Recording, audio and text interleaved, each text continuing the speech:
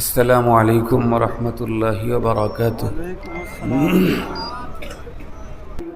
সূরা আলে ইমরানের 185 নম্বর আয়াতে কারিমা তেলাওয়াত করেছি। পাশাপাশি রাসূল করিম সাল্লাল্লাহু আলাইহি ওয়াসাল্লামের জবানে মোবারকের আহাদিসে মোবারকা থেকে দুই জায়গা থেকে অল্প অল্প কিছু পড়েছি। আল্লাহ পাক আমাকে তৌফিক দিলে এই পুঁজিকে সামনে নিয়েই আমার আজকের 1 ঘন্টার পথ চলা। আপনারা দোয়া করেন যেন আল্লাহ আমাকে বিশুদ্ধ কথা বলার তৌফিক দান করেন। রসুলকে অবিশ্বাস করার লোকের অভাব নেই, কিন্তু মৃত্যুকে অস্বীকার করার মতো কোনো লোক, মৃত্যুকে অবিশ্বাস করার মতো কোনো লোক পৃথিবীতে নেই। নাস্তিক বলেন, আস্তিক বলেন, হিন্দু বলেন, বৌদ্ধ বলেন, চারাল বলেন, মগ বলেন, যাই বলেন, মৃত্যুকে অস্বীকার করার মতো মানুষ পৃথিবীতে একটাও নাই। আল্লাহ পাকের প্রথম মেসেজটাই হলো, আল্লাহ বলেন কুল্লু নাফসিন যায়িকাতুল মাউত, প্রতিটি প্রাণীকে মৃত্যুবরণ করতে হবে। সে প্রাণী যত ছোটই হোক, ওর ভিতরে যদি প্রাণ থাকে তাহলে ওর মরণ আছে। যত ছোটই হোক, যত বড়ই হোক, আল্লাহ পাক তো কোনো প্রাণী এত ছোট তৈরি করেছেন, স্মল সাইজ, যে আমরা স্বাভাবিক চোখে দেখতেই পাই না, অথচ তার প্রাণ আছে, নিজের ইচ্ছায় চলাফেরা করতে পারে। শুধু কি তাই, ওর যেমন জীবন আছে ওর তেমন যৌবনও আছে। ওর বংশ বিস্তার হয়, ওর জীবন আছে, যৌবনও আছে, কিন্তু এতটাই ক্ষুদ্রাতি ক্ষুদ্র, স্মল, যে আমরা স্বাভাবিক চোখে দেখতেই পাই না। এই ছোট্ট প্রাণীটারও মরণ আছে। আবার যেটা বড়, কত বড় আল্লাহ, এত বড় যার বিশালতা আমাদের মাথাকে হেড করে ফেলে। যত বড় পাওয়ারফুল হোক, যত বড় বিশাল দেহের অধিকারী হোক, তার মরণ আছেই আছে। একেবারে সহজ কথা অল্প সময়ের জন্য বলি। আমরা প্রত্যেকে ছোটবেলা থেকে শুনেছি না, আমরা এখন ওয়াজ করি। ছোটবেলায় কিন্তু আপনাদের মতো সামে শ্রোতাই ছিলাম। ওই দিকে থাকতে থাকতে আল্লাহ এ পাশে নিয়ে আসছেন। আমরা ছোটবেলায় বয়ান শুনছি, আপনারাও শুনেছেন। অনেক মানুষের প্রশ্ন ছিল যে আজরাইল আলাইহিস সালাম একজন, তো আমেরিকাতেও লোক মরে একই টাইমে, আবার কানাডাতেও লোক মরে, ওই টাইমে আবার বাংলাদেশেও বাস অ্যাক্সিডেন্ট করে কয়েকজন মরে, তো এক আজরাইল আলাইহিস সালাম এত জায়গায় একই টাইমে দৌড়ায় কেমনে? এই প্রশ্নটা একসময় মানুষ করত। আমরা ছোটবেলায় ওলামায়ে কেরামের জবানে কি শুনেছি, তামাম পৃথিবীটা আজরাইল আলাইহিস সালামের কাছে একটা প্লেটের মতো। এখন বলেন, তামাম পৃথিবী যদি আজরাইল আলাইহিস সালামের কাছে যদি একটা প্লেটের মতো হয়, তাহলে আজরাইল আলাইহিস সালামের দেহ কত বড়, বডি কত বড়, তার কতগুলি পাখা, তার কত শক্তি, তার কি পাওয়ার। বলুন তো দেখি, তামাম পৃথিবীর সকলের জান সে কবজ করলেও তার জান কি কবজ হবে না? আজরাইল আলাইহিস সালাম কি মরবেন না? যেহেতু উনি প্রাণী, এজন্য সকলের জান কবজ করার পরেও তার প্রাণ যাবেই যাবে। বুঝা গেল, এই পৃথিবীতে আমরা এসেছি, আমরা মরে যাব। এই কথাটা প্রতিদিন শুনি, কিন্তু একটু চোখ বন্ধ করে কি ভেবেছি মরণের পরে আমার কন্ডিশনটা কি হবে? এই যে সুন্দর স্কিন, অনেক ফাইন ফিটনেস বডি, আমার ভিতরে আমি একদম স্মার্ট, আরও কত কিছু দিয়ে আমার স্মার্টনেসকে আরও বৃদ্ধি করে থাকি, কিন্তু দেখতে দেখতে একদিন দেহ থেকে যখন পাখিটা উড়াল মারবে, সুন্দর বিশাল বালাখানার বিল্ডিংয়ে আমার নিথর দেহ পড়ে থাকবে। দেখতে দেখতেই আমাকে অল্প টাইমের ভিতরে কবরে পৌঁছাবার জন্য চেষ্টা করবে। মাহতারাম হাজিরিন, মৃত্যু নিশ্চিত, কোনো সন্দেহ নাই। তবে কবে এটা জানা, কথা বলেন, কবে এটা জানা নেই। তবে এটা আমাদের জানা আছে, মৃত্যুর তারিখ আমাকে নতুন করে দেওয়া হচ্ছে না। আমরা জানি আমাদের দেশ থেকে যারা বাইরে ট্যুরে যায়, বিশেষ করে উমরায় যায়, হজ পালন করতে যায়, এরা যখন যায়, যাওয়ার সময় ব্যাগের তারিখ এবং টিকিট একসাথে করতে হয়। যাওয়া আসার প্লেনের টিকিট, কথা বলেন, একটা টাইমে করতে হয়। ফিরতি ফ্লাইটের টিকিট করা ছাড়া কারো ভিসা মিলবেই না। মুহতারাম হাজিরিন, যখন যাওয়ার টিকিট তখন আসার টিকিট। আমরা যখন মার পেট থেকে পৃথিবীতে এসেছি, আসার ডেট যখন দেওয়া হয়েছে তখন আবার রিটার্ন ব্যাগের ডেটটাও জানায় দেওয়া হয়েছে। হাদিস খুলে দেখেন, রিটার্ন ব্যাগের ডেট যখন আসার ডেট দিয়েছেন রব, তখনই ব্যাক ডেট দিয়েছেন কোন দিন সে পৃথিবী থেকে চলে যাবে। আল্লাহর কোরআন আল্লাহ তাআলা বলেন, লিকুল্লি উম্মাতিন আজাল, লিকুল্লি উম্মাতিন আজাল, ইদা জাআ আজালুহুম লা ইস্তাখিরুনা সাআতান ওয়া লা ইস্তাকদিমুন। मौत जिस दिन आ गई दुनिया की हालत क्या हुई, रूह तन से उड़ गई मुर्दा की हालत क्या हुई। जब मलाकुल मौत आवेगे तुम्हारे सामने, फिर तुम्हें फरसत न मिलेगी लब हिलाने के लिए, फिर तुम्हें फरसत न मिलेगी लब हिलाने के लिए। बाप भाई, माँ बुहिन, फर्जंद जन और यारगार, आशिक माशूक नौकर बंदाए खिदमत गुजार, काम आने का नहीं, काम आने का नहीं, हर एक जुदा हो जाएगा, बल्कि एक एक उज़्व दुश्मन जन का हो जाएगा। ऐ बिरादर जी जहानत रफ्तनास्त, जान बाइज़ रैल आखिर दादानास्त, हुस्न तेरा चंद रोज आखिर फना हो जाएगा, जिस पे तेरा नाज है वो खाक में मिल जाएगा।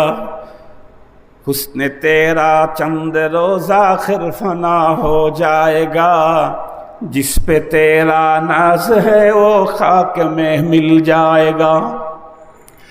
कैसे कैसे ताजदारो पादशाह चल बसे,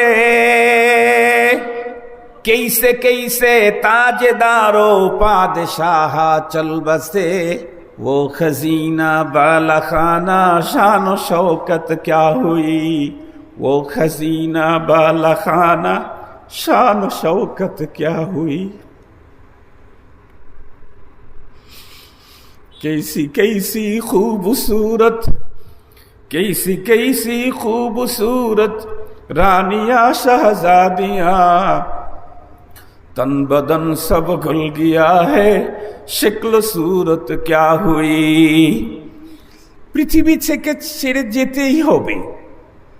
এ সৌন্দর্য, এ সম্পদ, এ চেয়ার, এ পাওয়ার, এ দাপট একদিন শেষ হবেই। একটু পূর্বের দিকে তাকায় দেখেন না, এই এলাকা যার ইশারাতে চলতো, আজকে তার কবরের উপরে বিড়াল পেশাব করলেও তার কোনো আওয়াজ করার সুযোগ নাই। কথা বলেন না?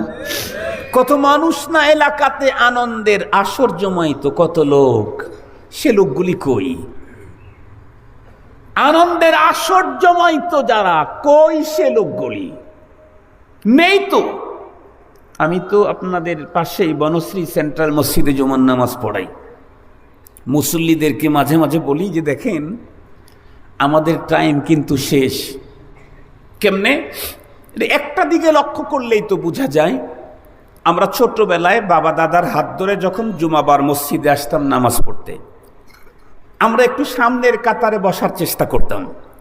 মুরব্বীরা আমাদের এই বাড়ি যা, বাড়ি যা, বাড়ি যা বলতেন না, বলতেন না, এই বারান্দায় যা, বারান্দায় যা। আগে গিয়ে বসতাম, হাত ধরে আমাদেরকে বারান্দায় পিছিয়ে দিত। এখন যদি বারান্দায় বসেন, বারান্দায় থাকতে দেয় না? ছেলেরা হাত ধরে সামনের কাতারে আগায় দেয়। কথা বলেন না কেন? একটু বলেন। সামনের কাতারে আগায় দেয় না? তো সামনের কাতারে আগাইতে আগাইতে তো একেবারে লাস্ট কাতার পর্যন্ত আগায় গেছি। এখন তো আমি ইমামের পিছনেই বসি, তার মানে আমার আর আগানের কোনো কাতার নাই। আরো কোনো কাতার আছে নাকি সামনে? আর একটু জোরে বলেন। আর এক ধাপ একবার আগাবো, তখন 3টা সাদা কাপড়ে প্যাকেট হয়ে ইমামের সামনে যাব, তখন আমি লাশ। আর আগানের টাইম নেই, আর আগানের সময় নাই। এক ধাপ আগাবো, তখন আমি লাশ ইমামের সামনে। মুহতারাম হাজিরিন, এই জন্য রব্বি করিম আমাদেরকে আগেই মেসেজ দিয়েছেন, কুল্লু নাফসিন যায়িকাতুল মাউত, তোমাকে কিন্তু মৃত্যুবরণ করতে হবে। এরপরে কি হবে? আল্লাহ পাক বলেন, ওয়া ইন্নাকুম তুওয়াফাউনা উজুরাকুম ইয়াওমাল কিয়ামাহ। রব আরেকটা মেসেজ দিলেন, পৃথিবীতে আমরা এসেছি না, সবাই কোনো না কোনো কাজ করি। কাজ করে না এমন মানুষ পৃথিবীতে একটাও নাই। সে সুস্থ হোক অসুস্থ হোক, সুস্থ মস্তিষ্কের অধিকারী হোক আর পাগল হোক, হিন্দু হোক বৌদ্ধ হোক, নারী হোক আর পুরুষ হোক, প্রত্যেকেই কোনো না কোনো কাজ করে। শুয়ে থাকাও তো একটা কাজ, পথ চলাও তো একটা কাজ, কোনো দিকে তাকানোও তো একটা কাজ। কথা বলেন ভাই, কথা বলা একটা কাজ না? আমি কথা বলতেছি, আপনারা জি বলতেছেন, এটা কাজ। পৃথিবীর যত কাজ আমরা করব, তামাম কাজগুলি 2 প্রকারের বাইরে নেই। হয়তো কাজটা ভালো হবে, না হয় কাজটা মন্দ হবে। হয়তো কাজটা নেকির হবে, না হয় কাজটা গুনার হবে। হয়তো কাজটা কল্যাণের হবে, না হয় কাজটা অকল্যাণের হবে। এর বাইরে কি কোনো কাজ আছে? নেই। হয়তো ভালো, না হয় মন্দ, হয় নেকির, না হয় গুনার। ভালো কাজ করলে এর জন্য দুনিয়াতেও ভালো কাজের কিছু প্রতিদান পাওয়া যায়। মন্দ কাজ যদি কোনো ব্যক্তি করে, অপরাধ, বলুন তো দেখি, অপরাধী কি দুনিয়াতে পানিশমেন্ট পায় না? পায়। কারো কারো তো চুল কেটে দেয় খারাপ কাজ করার কারণে, কাউকে আবার জুতার মালা পরায়া দেয় খারাপ কাজ করার কারণে। কেউ কেউ আবার যখন বক্তব্য দিতে থাকে ভাব দেখায়, তখন তাদের দিকে জুতা ছোড়া হয়। কথা বলেন না কেন? জুতা ছোড়া হয় না? এইটা মন্দ কাজের কারণে দুনিয়াতে তাকে কিছু পানিশমেন্ট পেতে হয়। মনে রাখবেন, মন্দ কাজের যত পানিশমেন্ট আমি দুনিয়াতে পাচ্ছি, এটা আমার ফাইনাল এবং পুরাপুরি পানিশমেন্ট না। নেক কাজের যত ভালো কিছু আমি দুনিয়াতে পেয়েছি, এটাও নেক কাজের ফাইনাল এবং পুরাপুরি পাওনা না। আল্লাহর কোরআন আল্লাহ কি বলেন? ওয়া ইন্নাকুম তুওয়াফাউনা উজুরাকুম ইয়াওমাল কিয়ামাহ। তোমার ভালো কাজ আর মন্দ কাজের ফাইনাল আর পুরাপুরি প্রতিদান তো দেওয়া হবে কিয়ামতের দিন। সুবহানাল্লাহ বললেন না? হুজুর ভালো কাজ করছে, হুজুরের শরীর ভালো থাকে, ছেলেরা বিপদগামী হয় না, এটা তার ফাইনাল পাওনা না, এ তো কিঞ্চিত পাওনা। কেউ অপরাধ করছে, এই জন্য তার নাড়া করে দিয়েছে বলে এটার ফাইনাল পানিশমেন্ট না। আল্লাহর কোরআন আল্লাহ বলেন, ওয়ালানুযীকান্নাহুম মিনাল আযাবিল আদনা দুনাল আযাবিল আকবারি লাআল্লাহুম ইয়ারজিউন। আল্লাহ বলেন, নেককারকে যেটা দিই এটাও সেমফুল, পুরাপুরিটা পরপারে। বদকারকে যে শাস্তি দেই দুনিয়াতে, আযাবে আদনা, আল্লাহ বলেন এটা সেমফুল দিলাম।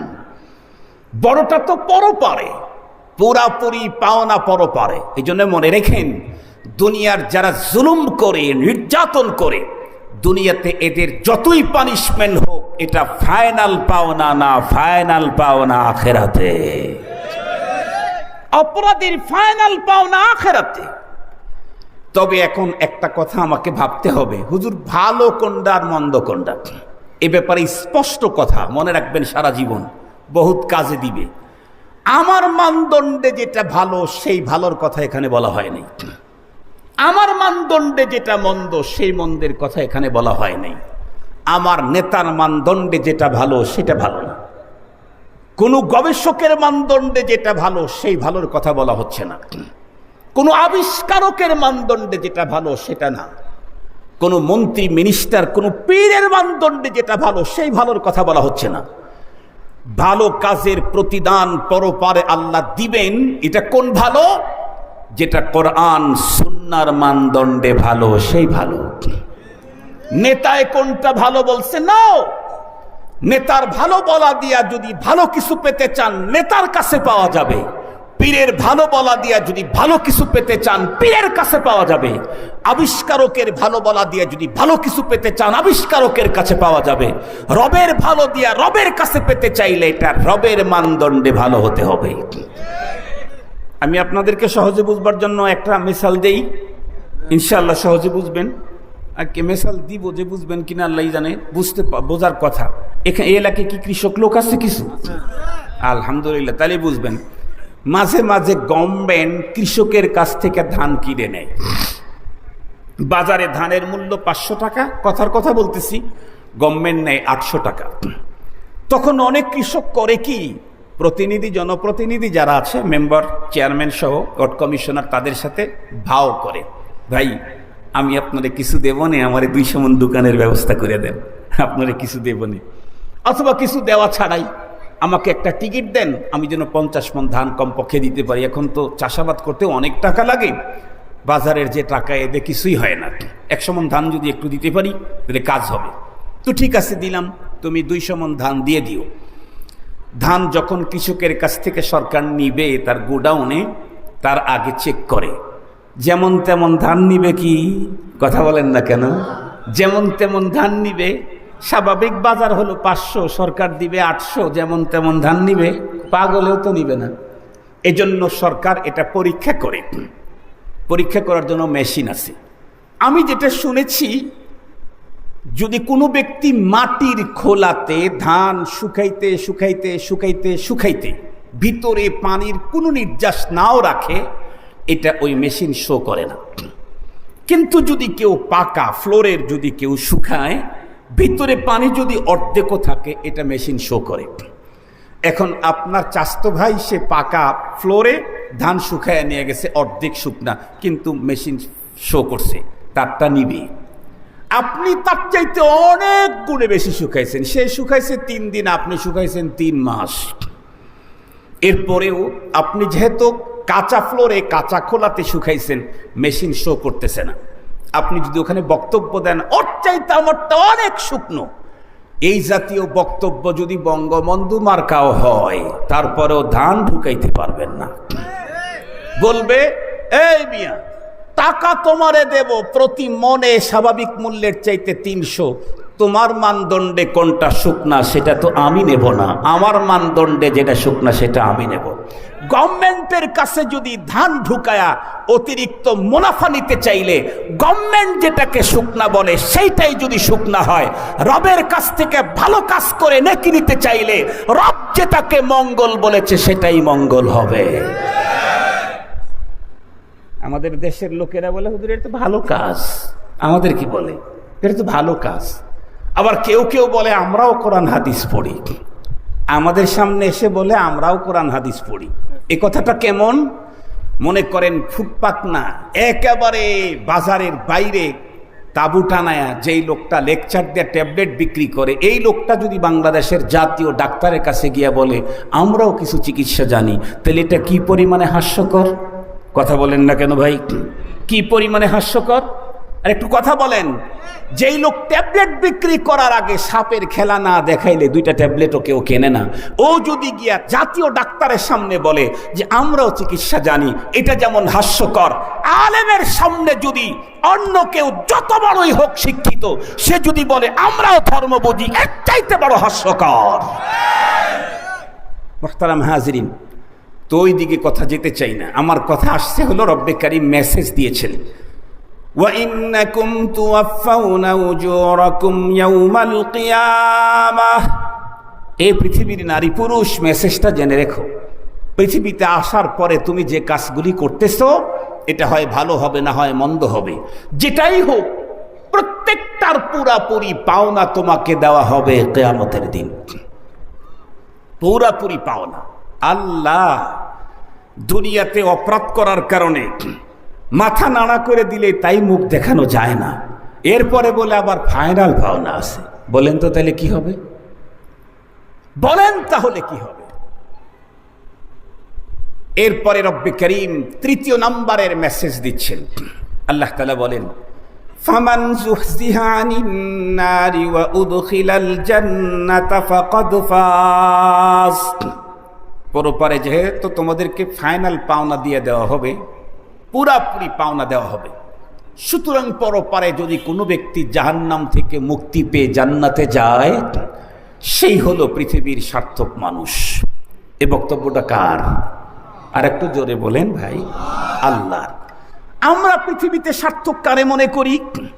আমরা তো হাইব্রিড নেতাকে সার্থক মনে করি, হাইব্রিড বড় লোককে সার্থক মনে করি, হাইব্রিড শিক্ষিতকে আমরা, এক কথা হাইব্রিডকে আমরা সার্থক মনে করি। হাইব্রিড বোঝেন তো?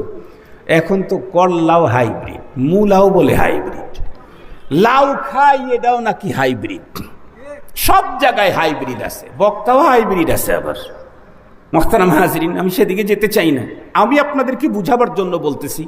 হঠাৎ করে একজন মানুষ বোঝার আগে অনেক বড় চেয়ারের মালিক হয়ে গেছে, লোকেরা তখন তাকায় দেখে এই লোকটা সার্থক। কেউ বুঝলো না, একদিন রাজপথে গেল না দলকে টিকাবার জন্য, গুড়ি বুকে নিল না, বুলেটের আঘাত পেল না, কিন্তু বিশাল চেয়ারের মালিক বলে এই বুদ্ধিমান। আর কি মনে করি? কেউ জানে না হঠাৎ করে অনেক টাকা, গাড়ি বাড়ি বিল, কারখানা, ইন্ডাস্ট্রিজ, গ্রুপ অফ ইন্ডাস্ট্রিজের মালিক, সেই সফল। এই জাতীয় সফলতা মুহতারাম হাজরিন, রব্বুল আলামিন বললেন না, এই পৃথিবীতে কে কি হলো এইটা দিয়ে সফলতা না, মূল সফলতা হলো পরপারের লাইফে। কারণ এই লাইফটাই তো, কথা বলেন, অস্থায়ী। সুতরাং এই লাইফের ভিতরে যত সফলতা আসবে সবগুলা স্থায়ী। একটু কথা বলেন, লাইফটাই তো অস্থায়ী। এই অস্থায়ী লাইফে যত সফলতা আসুক একটাও স্থায়ী হওয়ার সম্ভাবনা নাই। সুতরাং ক্ষণস্থায়ী এই জীবনের সফলতা কোনো সফলতাই না, এই জীবনের ব্যর্থতাও কোনো ব্যর্থতা না। মূল সফলতা হলো পরপারের চিরস্থায়ী জীবনের সফলতা, মূল ব্যর্থতা হলো পরপারের চিরস্থায়ী জীবনের ব্যর্থতা। মুহতারাম হাজিরিন, না হয় একজন মানুষ টাকা করতে করতে বিল গেটসকে হার মালায়া দিল, ধরে নিলাম, তাতেই কি সফলতা? বিল গেটসের মতো কয়েক কোটি বিল গেটস এক জায়গায় করলে যেই পরিমাণে সম্পদ হবে, ওই পরিমাণে সম্পদ যদি একজনের হয় তাতে কি আসে যায়? সে এই সম্পদ কতদিন ভক্ষণ করতে পারবে? সব সম্পদ খেয়ে শেষ করতে পারবে? সব সম্পদ সে ভক্ষণ করতে পারবে? 100 বছর পরে তার সম্পদ থাকবে, গাড়ি থাকবে, বাড়ি থাকবে, ফোন থাকবে, টাওয়ার থাকবে, সব থাকবে, কিন্তু উনি থাকবেন না। মুসলমান ভাইরা রে, আমার কথা ভালো করে বুঝবেন। এই কারণেই তো রব্বে কারীম কোরআনে হাকিমের আরেক জায়গার ভিতরে স্পষ্ট বলেছেন, বাল তু'থিরুনাল হায়াতাদ দুনিয়া ওয়াল আখিরাতু খায়রুন ওয়া আবকা। পৃথিবীর এই পার্থিব জগতের জীবনটা, হায়াতটাকেই তোমরা প্রাধান্য দিলে আখেরাতের উপরে, অথচ আখেরাত হলো চিরস্থায়ী এবং অতি সুন্দর, দুনিয়া হলো অসুন্দর এবং ক্ষণস্থায়ী। আমরা বন্ধুরা আমার ক্ষণস্থায়ী এবং অসুন্দরের পিছনে দৌড়ানো শুরু করে দিয়েছি। এমন দৌড় শুরু হয়েছে কিছুক্ষণ পরেই বন্ধুরা আমার বয়ানের দ্বারায় বুঝতে পারবেন। এই জন্য আমাদের প্রত্যেককে দুনিয়া থেকে পরপারের পুঁজি করে আখেরাতে জাহান্নাম থেকে মুক্তি পেয়ে জান্নাতে ঢুকার ব্যবস্থা করেই যেতে হবে। আমরা প্রত্যেকেই জানি এই পৃথিবীর সিস্টেমই হলো আনা আর জানা। পৃথিবীর সিস্টেমটাই হলো আসা এবং যাওয়া, আগমন এবং প্রস্থান। নাতির জন্ম হয় তো দাদা বিদায় নেয়, কথা বলেন ঠিক না বেঠিক? নাতির জন্ম হয়, কয়েকদিন পরে দাদা বিদায় নেয়। পৃথিবীর সিস্টেমটা হলো আসা আর যাওয়া। নাতি হিসাবে জন্ম নিল, কিছুদিন পরে বাবা হলো, তারপরে যখন দাদা হলো, তার অর্থই হলো উনি এখন চলে যাওয়ার টাইম এসে গেছে। তো রব্বে কারীম আমাকে পৃথিবীতে পাঠালেন, আবার নিয়ে যান, তার কারণটা কি, পাঠালেন কেন? সহজে বুঝবার জন্য বলতে চাই, আল্লাহ পাক রব্বুল আলামিন আমাদেরকে দুনিয়াতে পাঠাইছেন একটা জিনিস জিতে নেওয়ার জন্য, তার নাম হলো জান্নাত। আমরা পৃথিবীতে এসেছি জান্নাত জিতার জন্য। আপনাদেরকে একটা মেসাল দিলে খুব ভালো বুঝবেন। আমাদের দেশে অনেক সময় দেশের বাইরে থেকে খেলোয়াড়রা আসে না, আপনারা দেখেছেন।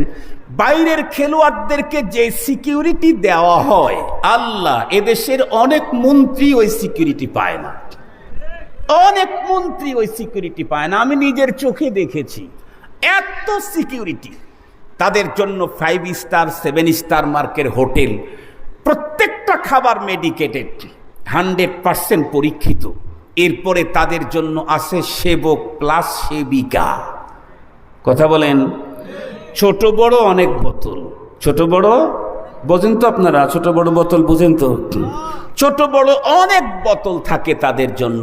কত রঙের বোতল থাকে, সেবক থাকে, সেবিকা থাকে। কিচ্ছু করে খেতে হবে না, শুধু অর্ডার করবে, সব পেয়ে যাবে। যতই এই রকমের 7 স্টার হোটেলে তাদেরকে রাখুক, বলুন তো দেখি, বাহির থেকে যে খেলোয়াড় আসছে ওরা কি 2 বছর থাকবে আমার দেশে? 6 মাস? ওরা কতদিন থাকবে? ওরা আসছে হলো মূলত টার্গেট নিয়ে ট্রফি জেতার জন্য। খেলাটা চলবে 2 মাস, কিন্তু যদি কোনো কারণে 1.5 মাসে যদি ট্রফি জেতা হয়ে যায়, এর আর 15 দিনও আর আমার দেশে থাকতে রাজি নাই। ঠিক বললাম না? ঠিক বললাম? কেন আসতে হলো? ট্রফি জিততে। আমার দেশে 5 স্টার আর 7 স্টারে সেবক সেবিকাদের খেদমত নিতে আসে নাই, ছোট বড় বোতল খেতে আসে নাই, আসতে হলো ট্রফি জিততে। ট্রফি যখন জিতা হয়ে গেছে তো গো নিজের বাড়ির দিকে রওনা। রব্বে করিম আমাদেরকে দুনিয়াতে পাঠাইছেন গাড়ি বাড়ি বিল্ডিং মিল কারখানা গ্রুপ অফ ইন্ডাস্ট্রিজ চেয়ার আর পাওয়ার তৈরি করার জন্য না, রব পাঠাইছেন দুনিয়াতে যাও জান্নাতটা জিতে আসো। কি জেতার জন্য পাঠাইছেন? আর একটু জোরে বলেন। এ কারণেই তো আপনারা দেখতেছেন আজকের এই পৃথিবীতেও ফিলিস্তিনের গাজার তরুণ স্বাচ্ছন্দ্যে মুস্কি হাসি দিয়ে নিজের জীবনটাকে বাইতুল মুকাদ্দাসের জন্য কোরবান করার জন্য অগ্রসর হচ্ছে। কেন? ও যুবকের কি জীবন নাই, যৌবন নাই? ও কি সুন্দরী বিয়ে দিয়ে মজা করতে মনে চায় না বৈধ পন্থায়? কারণ ওদের মাথার ভিতরে একটাই ফিকির, আমাকে তো রব্বুল আলামিন পৃথিবীতে মজা করার জন্য, গাড়ি আর বাড়ি আর নারী করার দিয়ে, এগুলি দিয়ে ভোগ করার জন্য পাঠায় নাই। আমি পৃথিবীতে এসেছি জান্নাত জিতার জন্য। এ কারণেই লম্বা টাইম পর্যন্ত মসজিদে যাই, কুদরতি আল্লাহর কুদরতি পায়ের উপরে কপাল ঠেকাই। কখনো কখনো কষ্টে অর্জিত সম্পদ থেকে লক্ষ লক্ষ কোটি কোটি টাকা আল্লাহর রাস্তায় বিলিয়ে দিই, টার্গেট হলো জান্নাত জিতব। তো যদি এমনটি হয় 50 বছর পর্যন্ত দুনিয়াতে অপেক্ষা করার দরকার নাই। 7 বছর লাইফে যদি আল্লাহর ঘরের জন্য শাহাদতের পেয়ালা পান করে জান্নাত জিতে যাই, তাহলে দুনিয়াতে বিয়ে করার দরকার নাই। এজন্যই তো ফিলিস্তিনের তরুণ যুবকেরা বাইতুল মুকাদ্দাসের জন্য হেসে হেসে জীবন দিয়া দিচ্ছে। ওরা ট্রফি জিততে এসেছে, জান্নাতের ট্রফি। মুহতারাম হাজিরিন, রব্বে করিম আমাদেরকে পৃথিবীতে পাঠিয়েছেন কি জিতার জন্য? যেন একটু জোরে বলেন না, কি জিতার জন্য? আমরা এখানে যে আসছি জান্নাতে জিতার কাজ হচ্ছে। কি বলেন ভাই? যতক্ষণ এখানে থাকবো জান্নাতের দিকে আগাবো, রবের দিকে আগাবো, আল্লাহ পাকের চির সুখের নীড়ের দিকে আগাইতে থাকবো। এখানে বসে থাকলেই কদম চলতে থাকবে জান্নাতের দিকে। মুহতারাম হাজিরিন, আল্লাহ পাক আমাদেরকে দুনিয়া থেকে পরপারের পুরা পুঁজি গোছায়া জান্নাতি হওয়ার তৌফিক দান করুক। শেষের মেসেজটা বলে আমি আমার বয়ান শেষ করে দিচ্ছি। শেষ মেসেজটা আল্লাহ তাআলা বলেন, ওয়ামাল হায়াতুদ দুনিয়া ইল্লা মাতাউল গুরুর। এই যে পৃথিবীতে আসছি না আমরা, আমাদেরকে পরপারের চির সুখের জান্নাত অর্জন করতে বাধার সৃষ্টি করবে দুনিয়ার সৌন্দর্য, দুনিয়ার মোহ আমাকে পাগল করে ফেলবে। রব্বি করিম মেসেজ দিয়ে দিলেন, এই যুবকরা, বৃদ্ধরা, নারীরা, পুরুষেরা, শুনে রেখো, মাল হায়াতুদ দুনিয়া, দুনিয়াকে তোমাকে যে লাইফটা দিলাম, এই হায়াতটা কিন্তু ধোকার বস্তু। কিসের বস্তু? দিয়েই বললেন ধোকার বস্তু। বলতে পারেন হুজুর কি তাহলে আল্লাহ দিলেন কেন? ধোকার বস্তুতে আল্লাহ দিলেন কেন? বলেন তো দেখি, আপনার বাসায় যখন বিদ্যুতের লাইন লাগায় তখন কি বলে? খবরদার এই সার্কিটে ওই সার্কিটে হাত লাগাইয়েন না, তাহলে কিন্তু আটকে যাবেন। এখন যদি বলেন আটকেই যদি যাই, তাহলে আর লাগাবো কেন? না লাগাইলে তো অন্ধকার। কথা বলেন না কেন? না লাগাইলে তো, আর একটু জোরে বলেন, না লাগাইলে অন্ধকার। এজন্য এটা লাগবে, লাগাইতে হবে। তবে ওখান থেকে সতর্ক থাকতে হবে, তাহলে আমি আমার লাইফটা সুন্দর চালাইতে পারবো। রব আমাকে যে লাইফ দিয়েছেন, আল্লাহ বলেন মাতাউল গুরুর, এটা ধোকার সামগ্রী, ধোকার বস্তু। আপনাদের সবাই যাতে বুঝতে পারেন, মা বোন ছোট বড় সবাই, একটা মিসাল দেব, দেখবেন যে 100 মিলে গেছে। হুজুর তো ঠিক কথাই বলছে। দুনিয়া যে ধোকার বস্তু, আমাদের লাইফের আমরা যা করতেছি সবগুলা যে ধোকার ভুয়া, এটার বাস্তবতা হলো, আমরা যখন একদম ছোট ছিলাম তখন আমাদের চাহিদা ছিল খেলনার প্রতি। কথা বলেন, যেই বাচ্চা খেলনার প্রতি চাহিদা, ওকে যদি 20 টাকার খেলনার পরিবর্তে 20,000 টাকা দামের কোনো উন্নত জামা কিনে দেন, ও এটাতে রাজি নাই। যদি ওকে 15,000 টাকা দিয়ে উন্নত খাবার খাওয়ান, ভিটামিন নিয়ে এসে দেন, ও এটাতে রাজি নাই। ওরে যদি 50 কোটি টাকার জমি লিখে দেন, কথা বলেন না কেন, ও রাজি নাই। ও কিসে খুশি? খেলনায় খুশি। কেন? ওর কাছে তখন মনে হচ্ছে খেলনাই তামাম দুনিয়া, খেলনাই তামাম দুনিয়া। ওই বাড়ির বেবি খেলতেছে, আমি খেলবো না? ওই বাড়ির বেবি খেলে, আমি খেলবো না? ও এজন্য খেলনার প্রতি আসক্ত। যদি ওর খেলনা কেউ নিল অথবা ভেঙে ফেললো, এক দুপুর পর্যন্ত কান্না করতে থাকবে। এই বাচ্চাটা একটু যখন বড় হলো, এখন আর খেলনা চায় না।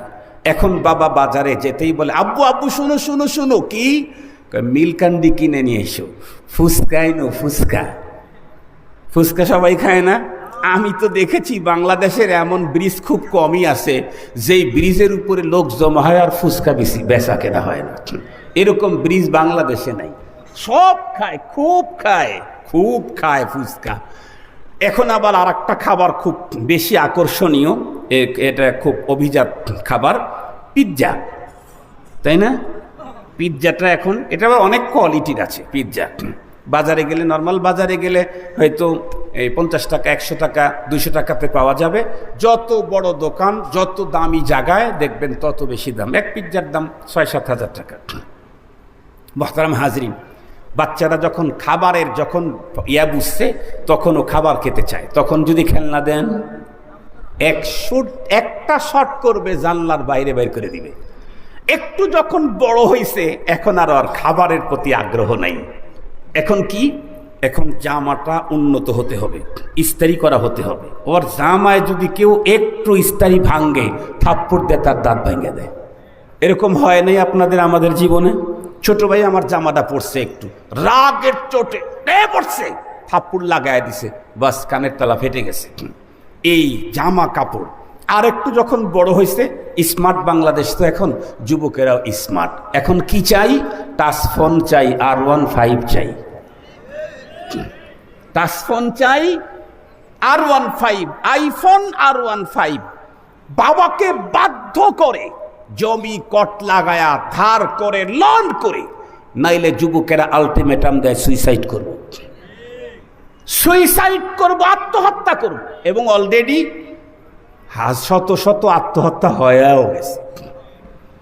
কি পরিমাণ ও মনে করতেছে হাতে যদি আইফোন থাকে আর যদি নিচে থাকে একটা R15, তো আমি দেশের রাজা। এটা যদি হয় আমার আর কিছু দরকার নাই। মনে করছে এটাই আমার লাইফের সবচাইতে গুরুত্বপূর্ণ জিনিস। বাবাকে মাকে বাধ্য করে, কেউ বা বাবাকে আক্রমণও করে। এই ছেলেটাই কিছুদিন পরে যখন ওকে বিয়ে করে দেওয়া হলো, ঘরে আল্লাহ পাক একটা সন্তান দান করলেন। এখন এই সন্তান অসুস্থ হয়, R15 দিয়ে টাকা বের হয় না, আইফোন দিয়ে টাকা বের হয় না, বাচ্চা অসুস্থ। স্ত্রী বলছে এইবারের যদি ঈদে বেনারসি না হয় তাহলে কিন্তু আমি আসসালামু আলাইকুম। এখন ওর মাথা চেঞ্জ হয়ে গেছে, ফিকির কি আইফোন দিয়ে আসলে হবে না, R15 দিয়ে হবে না, লাগবে টাকা। যার টাকা নাই তার মূল্য সন্তানের কাছেও নাই, স্ত্রীর কাছেও নাই, অনেক মা বাবার কাছেও নাই, সমাজে তো নাই নাই নাই। এই জন্যই তো এক কিতাবে লিখছে না, ইসের মধ্যে আসছে মনে হয় মাকামাতে হারিরির ভিতরে, লাউলা তুকা লাকুলতু জাল্লাত কুদরতু। সিরিয়াস কথা বলা হয়েছে। মুহতারাম হাজরিন, এই ছেলেটা তখন কি করে, একটা বাবা পুঁজি দিয়েছে যে এই তোরে 5,000 টাকা দিলাম, এটা দিয়েই তোর, আমি আর তোকে কিছু দিতে পারবো না, বাস আসি। আল্লাহু আকবার। ঈদের আগে চিন্তা করে দেখলো ব্যবসা তো খুব ভালো, কিন্তু পুঁজি তো নাই, বাবা তো আর দিবে না। যেই গাড়ি কিনতে বাবাকে বাধ্য করেছিল 3 ঈদ আগে, সেই গাড়িটাই এখন বিক্রি করে দোকানের মাল কিনে। ঠিক বললাম না ভাই? ঠিক বললাম? সেই গাড়ি ঈদের আগে বিক্রি করে দোকানের মাল কেনে। এখন আর মাথার মধ্যে কি, টাকা চাই, টাকা চাই, টাকা চাই, গাড়ি চাই, ক্যারিয়ার করতে হবে। ধরে গেল টাকার মোহ। টাকা চাই, বাড়ি চাই, গাড়ি চাই, চেয়ার চাই, পাওয়ার চাই। ছুটল এর পিছনে। 75 বছর বয়স পার হয়ে গেছে, তাও কি বলে, পাওয়ার আমার চাই, ক্ষমতা আমার চাই। 80 বছর হয়ে গেছে, তারপরেও মসনদ ছাড়তে রাজি নাই। 85 বছর হয়ে গেছে, তারপরেও বুড়ো, ঠিকঠাক মতো দেখে না, তারপরেও এমপি টিকিটের জন্য দৌড়ঝাঁপ বন্ধ নাই। কথা বলেন, আছে না নাই? খুব ভালো করে বুঝবেন, ছোট্টবেলায় ছিল আমাদের অন্তরের ভিতরে খেলনার মায়া। ভেবেছিলাম এটাই বুঝি তামাম দুনিয়া। কিছু বড় হওয়ার পরে বুঝলাম না, না, খেলনা দিয়ে কাজ হয় না, পেট ভরে না, স্বাস্থ্য সুন্দর হয় না, সৌন্দর্য বাড়ে না, আমার খাওয়া দরকার। খাবারের পিছনে পাগল ছিলাম। এরপরে দেখলাম খাবার কে দেখে, বাইরে যখন যাব তখন তো মানুষ পোশাক দেখে, আমার উন্নত পোশাক দরকার। একটু বড় হওয়ার পরে চিন্তা চেঞ্জ হয়ে গেল, না না, পোশাক দিয়ে কি হবে, আমার একটা টাচ ফোন দরকার, আইফোন দরকার, R15 দরকার। বাবাকে বাধ্য করলাম এটা কেনার জন্য, বাবার উপরে টর্চারিং করলাম, জুলুম করলাম, নির্যাতন করলাম। কিছুদিন পরে আবার এই ধান্দাটাও আমার কেটে গেল। কি, টাকা না থাকলে সন্তানের কাছে মূল্য নাই, R15 দিয়ে কি হবে, স্ত্রীর কাছে মূল্য নাই, তখন টাকার পিছনে ছুটলাম। এই যে টাকার পিছনে দৌড় শুরু হলো আমাদের মানুষদের, ছুটতে ছুটতে ছুটতে ছুটতে কোন পর্যন্ত গেলাম? আল্লাহর কোরআনে আল্লাহ বলেন, আল্লাহকুমুত তাকাসুর হাত্তা যুরতুমুল মাকাবির। টাকার পিছনে, গাড়ির পিছনে, বাড়ির পিছনে, ক্যারিয়ার তৈরি করার পিছনে, সম্পদের পিছনে, চেয়ার আর পাওয়ারের পিছনে দৌড়াইতে দৌড়াইতে দৌড়াইতে হঠাৎ করে একদিন আজরাইলের সঙ্গে দেখা হয়ে গেল। দৌড় দিতে দিতে হঠাৎ ঠাস করে আজরাইলের সামনে দেখা। আজরাইল যখন খপ করে ধরে ফেলল, হাসপাতালের বেডে হোক আর কোনো রাজনৈতিক কোনো প্রোগ্রামেই হোক, বাসর ঘরের ভিতরে হোক আর নানির বাড়িতেই হোক, শ্বশুর বাড়িতে হোক আর সন্তানের নতুন বিল্ডিং এর ভিতরেই হোক, আজরাইল যখন আমাকে খপ করে ধরলো, তার টর্চার যখন শুরু হয়ে গেল, তখনই আমার কাছে বন্ধুরা আমার অতীতের সবকিছু ভুয়া মনে হবে। আহারে, ছোটবেলায় যেমন খেলনা প্রতি আসক্ত ছিলাম, খেলনা আমাকে কাজ দেয় নাই। এরপরে খাবারের প্রতি, তার পিছনেও আমার কোনো মোহ পরবর্তীতে শেষ করে দিলাম। চলতে চলতে টাকার পিছনে দৌড়াইলাম। আমি যখন কোনো দিকে পথ চলবো, পথের ভিতরে 1000 হুন্ডা আমাকে রিসিভ করার জন্য দাঁড়িয়ে থাকতো। আজকে আজরাইলের টর্চার সেল বন্ধ হয়েছে। কই আমার নেতা কর্মী, কোথায় হুন্ডা বাহিনী, কোথায় পিস্তুল বাহিনী, কোথায় আমার ফ্রেন্ড সার্কেল, কোথায় আমার স্ত্রী? কই, কেউ তো আমাকে এই দুঃখের ভিতরে কেউ শেয়ার করতে পারে না, পারবেও না। আমার কষ্ট শেয়ার করা, বুঝার যোগ্যতা পৃথিবীর কারো নাই। খুব ভালো করে কথাগুলি বুঝবেন। যখন আজরাইল আলাইহিস সালাম বন্ধুরা আমার সামনে এসে যাবে, লোকটার সকল সামনে, দুনিয়া যে একটা ভুয়া, দুনিয়া যে ভুয়া, মাল হায়াতুদ দুনিয়া ইল্লা মাতাউল গুরুর, এই কথাটি তখন বন্ধুরা আমার মৃত্যু ব্যক্তি ওই মুহূর্তে সব প্রকাশ পেয়ে যাবে। যার পিছনে ছুটছিলাম সব ভুয়া, সব ভুয়া, সব ভুয়া। মৃত্যু যখন হয়ে গেল, অল্পক্ষণের ভিতরে গোসল করায়া, 3 কাটা কাফনের কাপড় পরায়া আমাকে যখন বাবার পাশে কবরের ভিতরে শোয়া দিল, ছোট্ট একটা চিপার ভিতরে যখন শোয়া দিল, নিজের সন্তান পর্যন্ত মাটি আমার মুখের উপরে মারতে শুরু করবে। মিনহা খালাকনাকুম ওয়া ফিহা নুঈদুকুম ওয়ামিনহা নুখরিজুকুম তারাতান উখরা বলে মাটি দিতে থাকবে। বাবা থাকলে চোখের পানি ঝরতে থাকবে, তারপরেও মাটি দিবে। কেউ বা কোদাল দিয়ে মাটি দিবে, আমাকে যে মাটি দিয়ে এখান থেকে চলে গেল, সন্তান পরের দিন যদি আমার কবরের পাশে আসে চোখের পানি ছেড়ে কান্না করতে থাকে, আল্লাহ না করুক, আল্লাহ না করুক, ওই মুহূর্তে যদি বাবার কবরের ভিতরে আগুন জ্বলে, মাত্র 2 হাত উপরেই তার সন্তান দাঁড়িয়ে আছে, সন্তান বোঝার কায়দা নাই। বাবা ওদের সন্তানকে বলবে, বাবা আগুন লেগে পুড়ে যাচ্ছি, রক্ষা করার ব্যবস্থা করো। এতটুকুন আহ্বান জানানোর পাওয়ার, শক্তি, ক্ষমতা, সিস্টেম এটাও নাই। এ কারণেই আল্লাহর পয়গম্বর স্পষ্ট বলে দিয়েছেন, আল কাইয়িসু মান দানা নাফসাহু ওয়া আমিলা লিমা বাদাল মাউত। পৃথিবীর সবচেয়ে বড় বুদ্ধিমান কে? যেই ব্যক্তি পরবর্তী জীবনের পরপারের পুঁজি করে দুনিয়া থেকে বিদায় নেয়। সন্তানের উপরে ছেড়ে যায়েন না। আপনার জন্য আপনি করতে পারেন না, আপনার পোলায় কি কচু করবে? আমার জন্য যদি আমি না করি আমার স্ত্রী কি করবে? আমার জন্য যদি আমি না করি আমার পোলা কি করবে? আমার ছেলে কি করবে? আমার মেয়ে কি করবে? এছাড়া বর্তমান সময়ে ছেলে মেয়েদের যে কন্ডিশন, আমরা তো ছেলে মেয়েদেরকে ওইভাবে তৈরি করে রেখেও যেতে পারতেছি না। এজন্য সময় থাকতেই নিজের পরপারের পুঁজি নিজে কমপ্লিট করে এরপরে পথ অবলম্বন, ওই পথের দিকে অগ্রসর হতে হবে। এ কারণেই একজন কবি চমৎকার বলেছেন, আয়া সাহিবাদ যামবি লা তাকনাতু ফাইন্নাল ইলাহা রাউফুন রাউফ ওয়া লা তারহালান্না বিলা উদ্দাতিন ফাইন্নাত তারিকা মাখুফুন মাখুফ ফাইন্নাত তারিকা মাখুফুন মাখুফ। আল্লাহ পাক আমাদের প্রত্যেককে কোরআনে পাকের এই 4 মেসেজ বুঝে নিজেদের জীবন পরিচালিত করার তৌফিক দান করুক। ওয়া আখিরু দাওয়ানা আলহামদুলিল্লাহি রাব্বিল আলামিন। আসসালামু আলাইকুম ওয়া রাহমাতুল্লাহি ওয়া বারাকাতুহু।